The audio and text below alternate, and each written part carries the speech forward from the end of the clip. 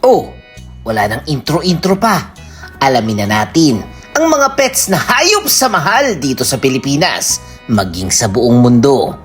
Imagine, higit 4 billion pesos na halaga ng alagang hayop?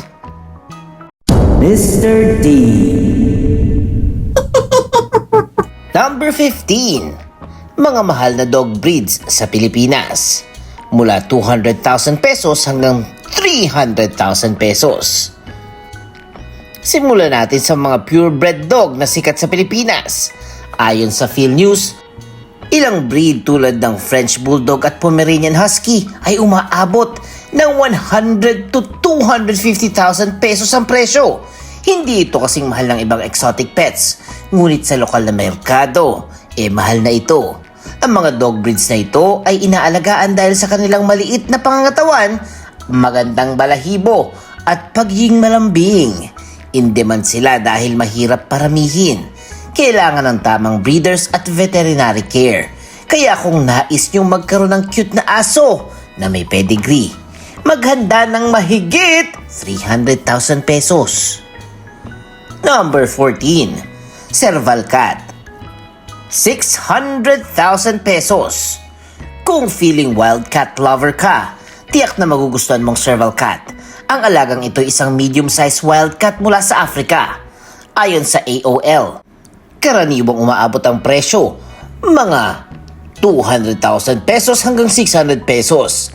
Kilala ang serval na mahabang binti at tenga at napakahusay nila manghuli dahil sa kanilang mahusay na pagtalon, pwede silang tumalon ng higit 3 metro para kumapit sa ibon.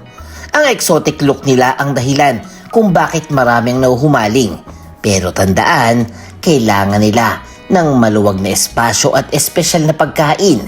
Sa Pilipinas, ang pag-aangkin ng wildcats ay nangangailangan ng permit mula sa DENR. Number 13. De Brazas Monkey.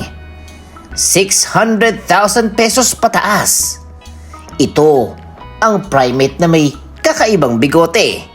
Sa ulat ng Pulse Nigeria, aabot sa humigit kumulang 600,000 pesos ang halaga ng isang De Brazas Monkey. Kilala ito sa puting balbas at orange na diadem sa noo, kaya tinagurian ding ayawang may balbas. Dahil sa pagiging shy at bihira sa merkado, tumaas ang presyo nito. Ngunit importanteng tandaan na ang mga primates ay hindi domesticated at nangangailangan ng malawak na enclosure at mataas na antas ng pag-aalaga. Maraming bansa, kabilang ang Pilipinas, ang may mahigpit na regulasyon sa pag-aalaga ng mga gantong uri. Number 12. Squirrel Monkey. 1.2 million pesos. Kakaibang alaga na may nakatas na buntot at mahilig sa prutas. May umabot pa nga sa mas mataas na 1.2 million pesos. Maliit, ngunit hyperactive ang mga primate na ito at kailangan ng maraming atensyon. Mahilig silang kumapit sa mga sanga at gumamit ng buntot bilang balanse.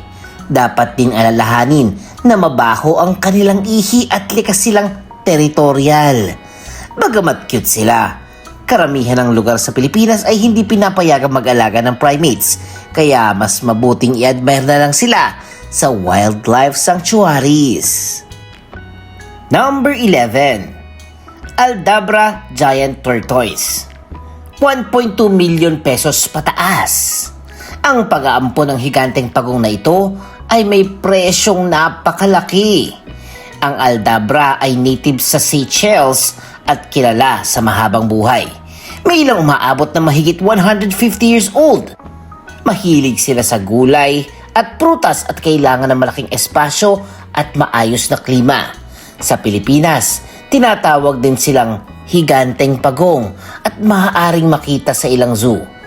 Kung magpapasya ka mag-alaga ng Aldabra, isipin mong mag-iwan ito ng pamana sa iyong mga apo dahil maaari ka nitong ma-outlive.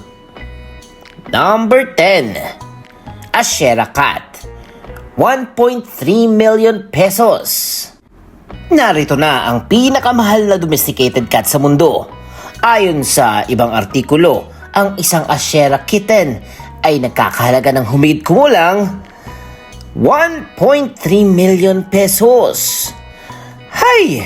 Ang pusang ito ay sinasabing hybrid ng African Serval at Asian Leopard Cat na may pattern na parang leopard. Kaya hawig ito sa maliit na leopardo na may friendly na pag-uugali ng house cat dahil exclusive ang breeder. May mahabang pila at kailangan ng import permits. Lalo na pag iangkat sa Pilipinas ha. Maraming debate kung legit ba ito na breed at kung bahagi lang ito ng marketing hype. Kaya dapat mag-research muna bago bumili, okay? Number 9. Exotic Bully.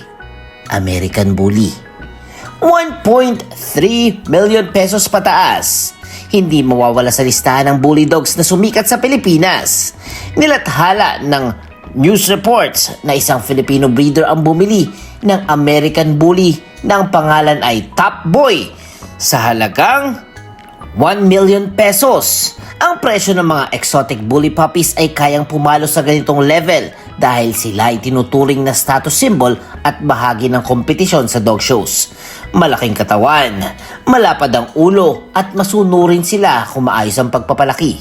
Pero dahil mahal ang presyo at pagme-maintain, kasama na ang pagkain at veterinary care, hindi ito para sa lahat. Number 8.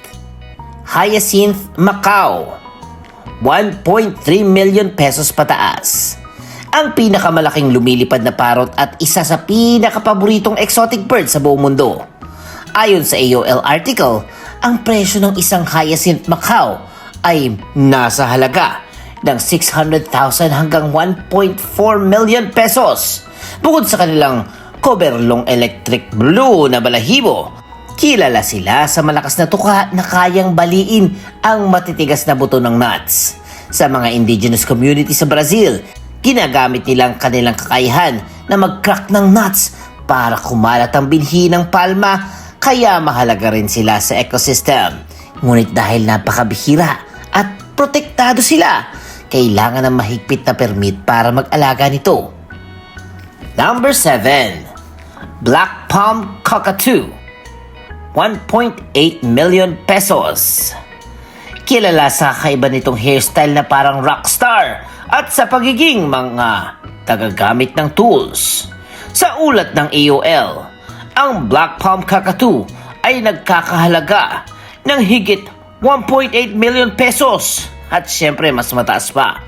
Isang pambihirang katangian nila ay ang paggamit ng mga patpat para gawing drumstick.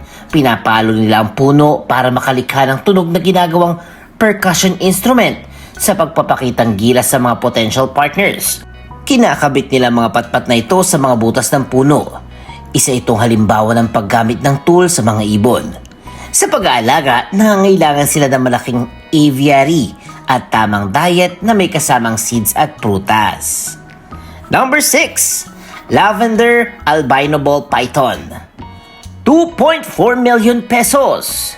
Isang mutation ng karaniwang ball python na may lavender na kulay at matingkad na dilaw na markings. Sikat ito sa mga reptile enthusiasts dahil pambihira ang kombinasyon ng genes. Hindi ito nakakalason ngunit nangangailangan ng tamang temperatura at humidity sa enclosure.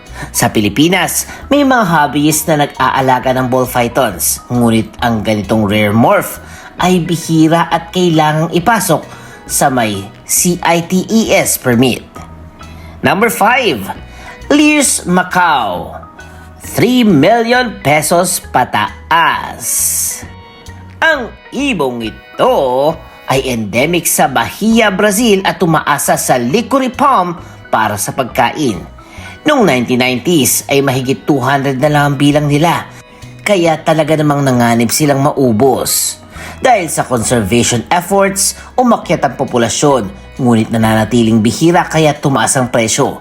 Kung iniisip mong bumili ng ganitong ibon, mas mabuti sigurong suportahan na lamang ang conservation projects at panuorin sila sa kanilang natural habitat. Number 4. Platinum Arowana. 24 million pesos. kasing halaga na ng isang luxury house. Whew! Ang species na ito ay isang rare color morph ng isang Asian arowana. Dahil sa solidong platinum coloration at kakaibang pagkislap, pinaniniwalaang nagdadala ito ng swerte at yaman sa mga may-ari, lalo na sa kulturang Chino. Dahil endangered sila, ang legal na pag-aari ay limitado sa certified captive bred individuals at kailangan ng CITES permit. Ang mga arowana ay carnivorous at kailangan pakainin ng live feeder fish or shrimp. Kung may platinum arowana ka, baka mas ingatan mo pa ito kesa sa iyong kotse. Number 3. Tibetan Mastiff. Isang higanteng aso na kilala bilang tagapagbantay ng mga nomads sa Himalaya. Sa Pulse, Nigeria, binalita ng pulang Tibetan Mastiff na tinatawag na Big Splash ay naibenta sa halagang 90 million pesos. May mga ulat pa sa GMA na ang Tibetan Mastiff na top breed ay umaabot sa halos 99 million pesos. Depende sa pedigree ha. Binabayaran sila ng malaki dahil tinitingala sila sa China bilang simbolo ng yaman at prestige. Bukod sa laki at makapal na balahibo, may iba't ibang kulay sila tulad ng red lion na ginagawang parang mini lion ang itsura. Gayunpaman, hindi sila para sa baguhan. Malakas sila, matindi ang energy at nangangailangan ng super duper lawak na espasyo. Bawal din sila sa ilang lungsod dahil sa laki at potensyal na agresyon. Kaya kung nagbabalak kang bumili, siguraduhin kaya mong i-handle ang aso na mas malaki pa sa'yo, okay? Number 2. Racing Pigeon. 114 million pesos. Ayon sa reports, ang Belgian Pigeon na tinatawag na si New Kim ay naibenta ng humigit kumulang 114 million pesos. Sinagawang auction sa pamamagitan ng online platform at ang presyo ay sumirit dahil sa kompetisyon ng dalawang Chinese billionaire. Ang racing pigeons ay sinasanay para sa long-distance homing races. May ilang ibon na kayang umuwi mula sa 1,000 kilometers na layo. Sa Pilipinas, popular din ang mga pigeon racings at mga lokal na breeders na gumagastos ng libo-libo para sa top bloodlines. Ngunit ang presyo ng New Kim ay ibang klase talaga. Ang ibong ito ay nag-retire na bilang breeder at inaasahang magbibigay ng top quality offspring sa bagong may-ari. And at number 1, Arabian Racehorse, Fusaichi Pegasus. Nagkakahalaga lang naman ng 4.2 billion pesos. Wala nang papantay sa presyo na ito. Ayon sa Pulse Nigeria, ang kabayong ito ay binili ng Coolmore Stud sa halagang 4.2 billion. Bagamat mas kilala sila bilang racehorses kaysa sa tipikal na aso o pusa na alaga, sa ilang bansa ay tinuturing din silang pets sa mga estate. Si Fusaichi Pegasus ay nagwagi ng 2000 Kentucky Derby at naging isa sa pinakamamahaling breeding stallions. Ang kanyang presyo ay dahil sa kombinasyon ng bloodline, performance at potensyal na mag-produce ng future champions. Sa Pilipinas, may mga hasyenderong may thoroughbred horses din, ngunit malayo ang presyo kumpara kay Fusaichi. Kahit na hindi mo balak mag-alaga ng kabayo, maaari mo pa rin makita ang kanyang lahi sa mga international races. At iyan ang ating countdown sa pinakamahal na halagang hayop sa Pilipinas, maging sa buong mundo. Nakita natin na ang presyo ay nakadepende sa rarity, bloodline at pangangailangan sa pag-aalaga. Tandaan lamang, hindi lahat ng nasa listahan ay legal o praktikal alagaan sa Pilipinas. Maraming hayop ang nasa ilalim ng CITES at lokal na batas. Mahalaga pa rin ang responsableng pag-aalaga. Kaya kung nagustuhan nyo ang ating video for today, please comment! At syempre, huwag kalimutan mag-like, mag-share, mag-comment at mag-subscribe na! kay Mr. D kasi masayang matuto.